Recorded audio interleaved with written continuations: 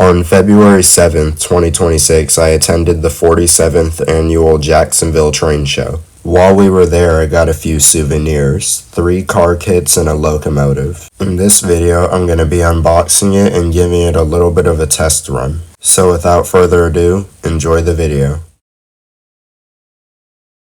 Alright, here's the locomotive that I purchased from yesterday's train show. Proto 2000 E6. This is my first diesel locomotive. All of my others up until this point are steam. The box looks nice. Before I flip up the viewing part on the box, let's look at some of the features right there. Focus that. You can see all the features of this Proto 2000 model right there.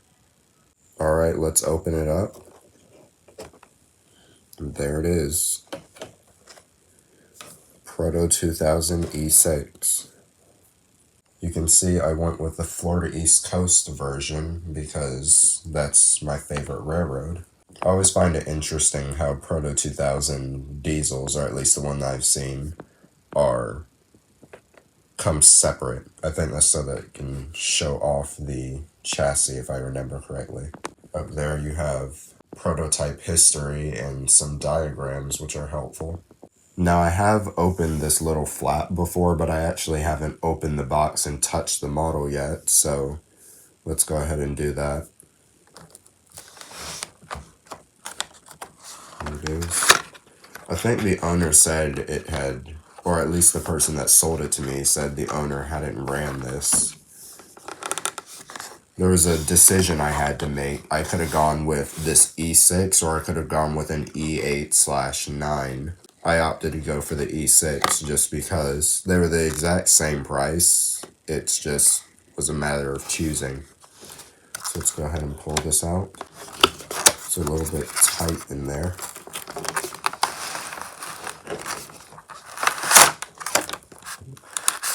What are these? There's actually papers.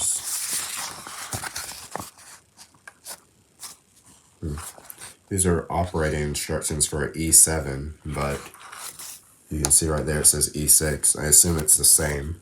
This says E7 too. This also says E7. Alright, let's grab this part out of here.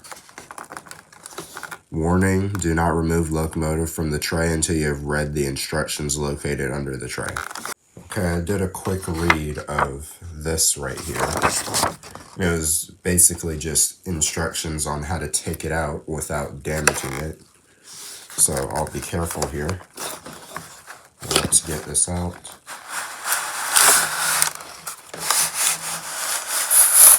There it is.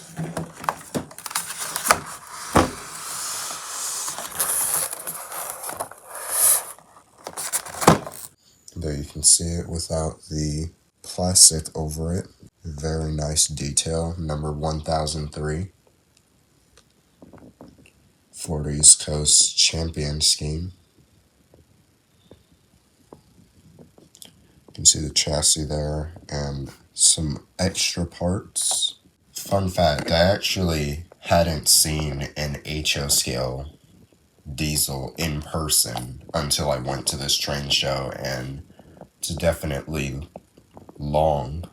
Probably gonna have to get some better curves for this thing. Okay, let's try to take this out first instead. It's already coming out much easier. Going to lightly wiggle these out.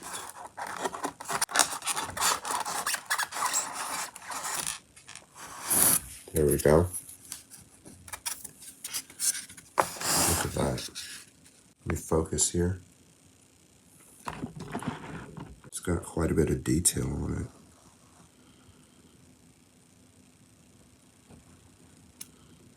It's nice. I couldn't actually see all the detail. Ignore that happened. It's a whole lot of separately applied parts right there. The windows. Very nice. Dual headlight. Mars light setup possibly. You can see it. I don't know how well you can see it, but you can see the Florida East Coast emblem right there. It's very nice detail. I'm going to leave it in the styrofoam for right now. Let me get the chassis out. Okay, now for the chassis turn. It's very wedged in there, isn't it? It's a plow, replacement plow right there. Alright, I'm going to try to get this out a different way. I really do not want to break this, because as far as I know, this is brand new. Okay, I'm going to look over these instructions one more time. Okay, maybe I should have read the instructions a bit more clearly, because apparently there's holes on the back right here that you can push the chassis out. Let's go ahead and do that carefully.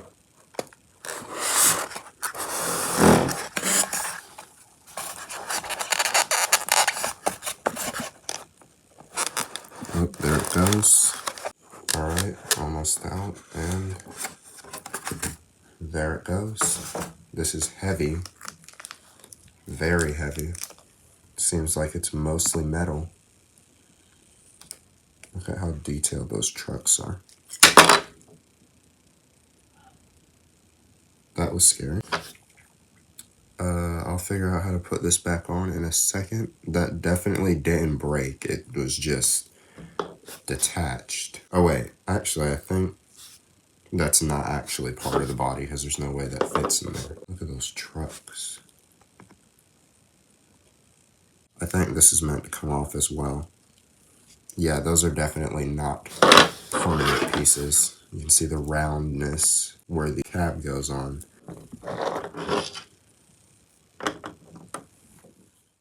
Okay, I'm back, and it's actually the next day. I ran out of time to do it yesterday, so this is the next morning from the previous recording.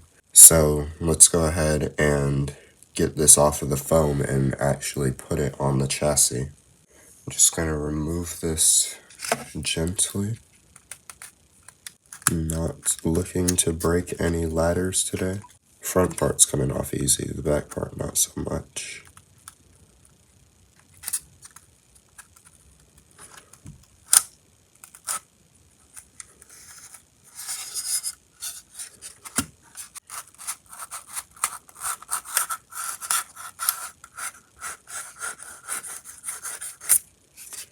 There we go. Here it is. It's got a little bit of mismatched colors in there, but that's fine because no one is going to ever see that. You can see those opening doors a bit better. Right there. Right there. Right there. Alright. Let's go ahead and attach this to the rest of it. I'm still surprised at how heavy this is. I'm sure it's going to be able to pull a lot.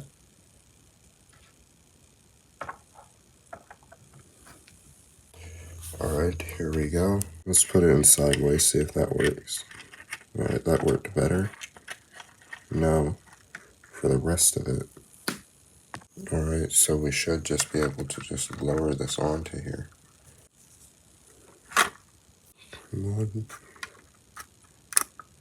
Gently as we can.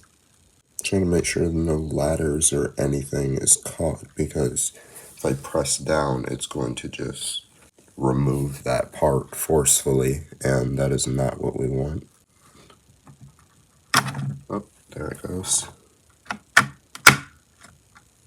I think that was it. Can probably definitely heard that. If I lift it up, yep, it's definitely on there. I think that was it. It looks very nice. Fully on the chassis there. Look at that.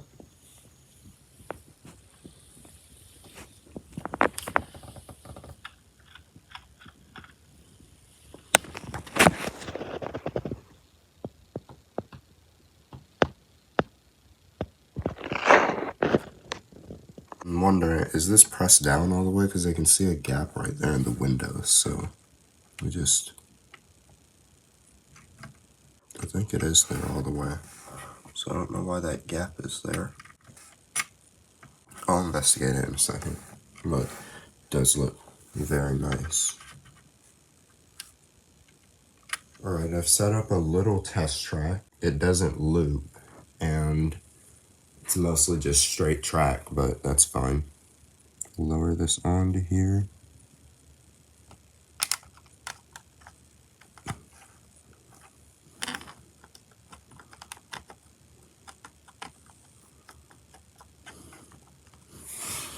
Just making sure it is evenly on there.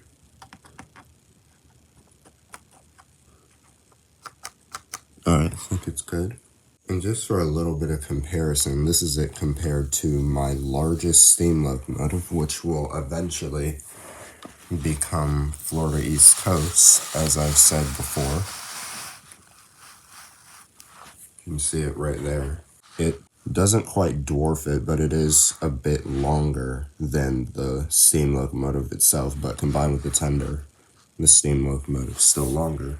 Just find that to be interesting. Eventually, this will become Florida East Coast number 415, but for right now, it's still Western Pacific number 179. Alright, let's give this thing a little bit of a test run, shall we? Plug it in now. It's plugged in. Let's give it a little bit of power first to see if the lights come on. I'm hearing something. It's not moving just yet. A little bit more power. The cord I'm using is a little bit weak. I can't find my other one, so it might just need more juice to it. Oh, that's why the lights aren't coming on. It's in backwards. Let me change that real quick. Why does this keep happening, by the way? I always seem to be putting in the track power cord backwards. There we go. I see lights coming on now. I'm not sure why it's flashing like that. Oh, I think that's just a function. I think it's supposed to do that, actually. Alright, let's get it going.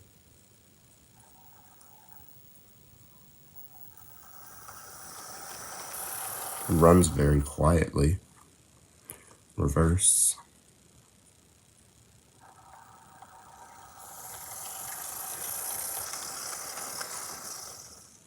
It's a little bit odd seeing something moving on my track without any rods or valve gear, but it is still pretty neat. Forwards again.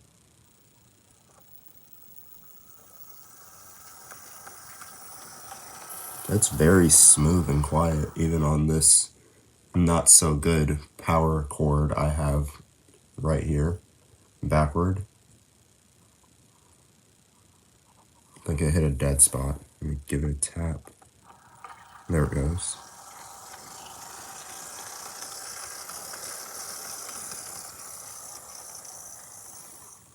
A bit of a longer run here, forward.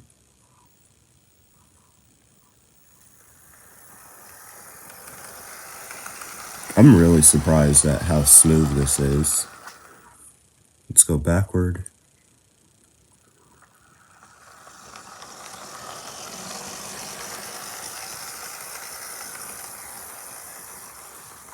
It's really cool. Now I want to test its curve capability, because if it's longer than Western Pacific 179, then I don't know if it'll be able to go over these curves, because 179 can't. It shorts out, but this one's drive is a bit different, of course, with having separate trucks. So let's test it out. I'm assuming I'm going to need to buy larger curves, but let's just see anyway. Oh. It is very leaned over. Well, not so much leaned over, but you can see there's definitely not a lot of it on that part of the curve and a lot of overhang. But it does seem to be taking 18-inch radius curves kind of fine. And keep in mind, this track is not that level. I don't know how well it's going to do with freight cars, or passenger cars, I should say, because this is passenger locomotive, even though I don't have cars for this yet. I don't know how well it will do with cars behind it, but it seems to be handling the curves just fine on its own, which is very impressive actually.